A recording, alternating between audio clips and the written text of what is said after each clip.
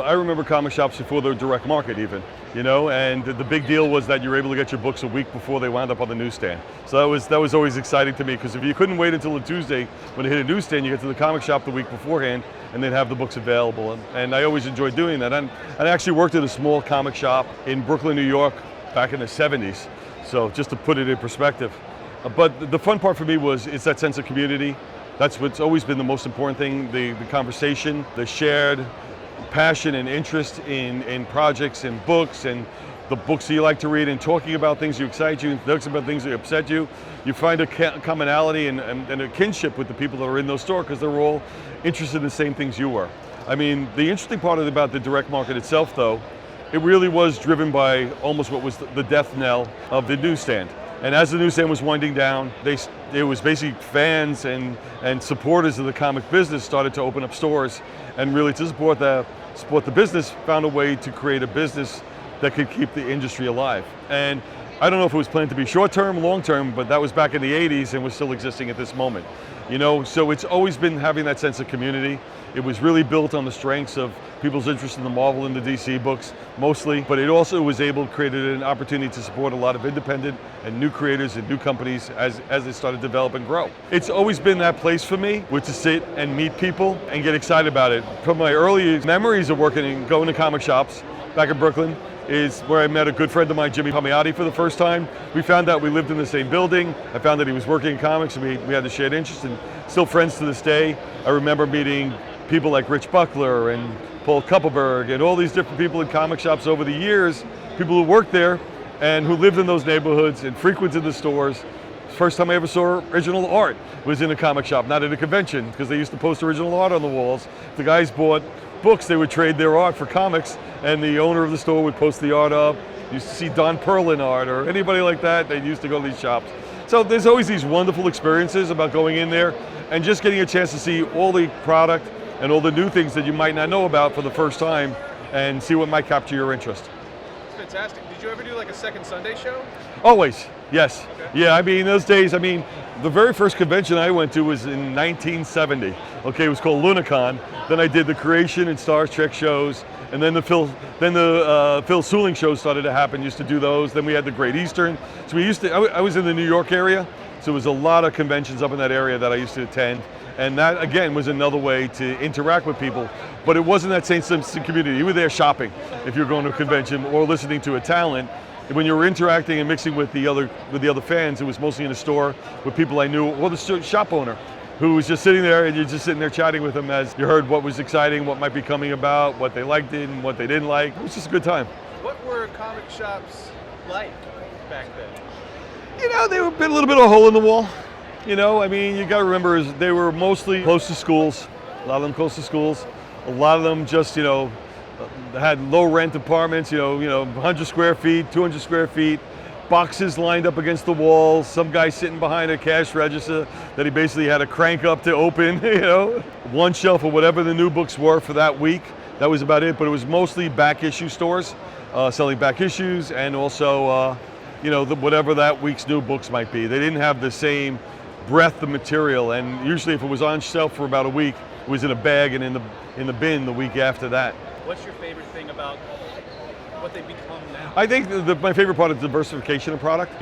My time at DC, the shops that seemed to struggle a little bit are the ones that leaned solely on the new release of the books. And the stores that have back issues, the stores that have Wizarding World tables, the stores that have Funko Pops, the ones that have Pokemon cards. They have all these different aspects, because what it does, it allows that store to bring in different fan bases for the different items and expose the comic material to people who might not normally see it. If you just keep selling to the same people, sooner or later, you're going to wind out and you're not going to bring new people in. But if you find other ways to bring new people into the stores, there's a better way to convert them into being comic fans, because there's a similar interest in the things they're working on with maybe within the books themselves. Realistically speaking, this should have always been diversification, because the goal was to always to grow your audience. The only way you're going to be doing is reaching out new people and attracting new audiences instead of constantly feeding the same people over and over again. So you always have to constantly bring people in and constantly find ways to do it. The interesting thing about comics themselves took advantage of pop culture phenomenon. they got on the bandwagon. If you look in the 70s, you look at the horror books, or you look at the kung fu books, or the different books that built over other genres that were popular in pop culture medium. And they would take that popularity and bring it to the comics to bring in different audiences to attract them to the books themselves. Now what's happened is that nostalgia and comics or superheroes are the pop culture phenomenon, so we're a little bit chasing our own tail a little bit at this moment. And the goal is to really reach out and find ways to reach different audiences, to bring them in, find the thing that they love, and expose them to things they might find and be interested in that might be on the shelf next to it. When the newsstand was open, it was more genre. There was war comics, there was westerns, there was horror comics, there's superhero comics, romance comics. So you did have a wider sense of people buying those comics. When the comic shops opened with the primary focus on superheroes, and I know this story because I spoke to people at DC that existed there before me, they actually canceled books that were successful in other genres that sold well on the newsstand to make room and create more superhero books that sold in the direct market. Because the direct market was really more focused on the superhero genre. So by eliminating the other genres, we eliminated the scope of the audience that we received. You might have more women reading comics when it was on the newsstand, when they had opportunity for romance or Archie or different more horror or things that might be more intriguing to them than just superhero genre. Okay? So now why you're seeing a growth is because you're seeing a growth of genres right now. And you're seeing more diversification in styles of stories and styles of product. They're not solely relying on superheroes to drive the entire market anymore. And by creating other styles of story, hopefully we bring in new people and a more diverse audience coming in that might not be interested in superhero stories, but might be interested in graphic fiction and other styles of storytelling. Where would you like to see comic shops go in the next few years? I think we need to constantly expand our audience and our potential. We have to find ways to be more inviting, to invite people in. I think the diversification of product is important, and I think we have to get out there and champion in a way. There are organizations that really represent the comic shops or work together comic shops, but we don't go out there, with the exception of Free Comic Book Day and a couple of the minor events, to really champion the industry on how we sell the books. And I think that's the thing that needs to change. I think we really got to find a way to go out there and speak on behalf of comic shops across the country as being a source of all this pop culture entertainment on a regular basis. And I think people are aware of that. They still think it's just a superhero shop, and we got to convince them it's more than just superheroes again. Absolutely, absolutely. I'm curious from the perspective of literacy. I mean, comics seem like a great way to get young people reading. Always has been. I mean, the thing is that, you know, you can't be, it's not just about people learning how to read on comics, but you find people who, where English is their second language, have used comics to learn the English language as well.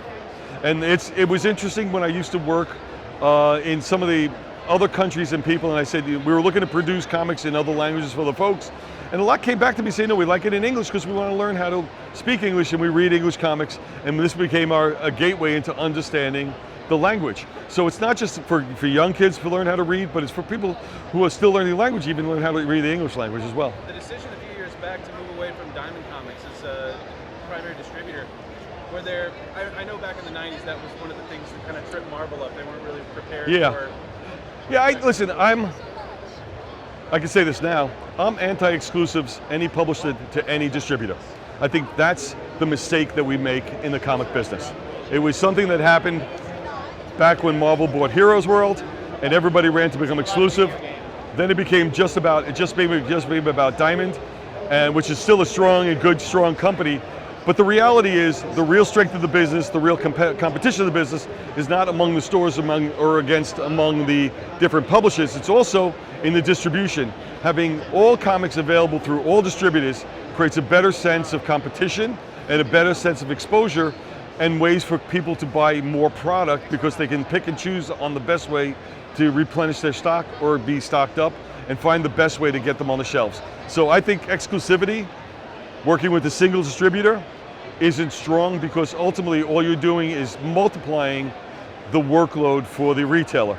So if Marvel's exclusive to one person and DC's exclusive to the other and somebody else exclusive to the other, they're tripling the amount of effort to get their books done rather than picking the one best distributor that handles all their product. And then you get better efficiencies. You get cheaper freight, you get all these things cheaper because you're ordering from one location, so your orders are larger, and it brings some of the cost down. That makes this a more affordable thing and allows them to take greater risks and more chances on books they normally wouldn't if the money isn't available because they're spending it on freight. Encouraging competition's the best part of the... Listen, there's competition on every level and should be competition on the distribution level too.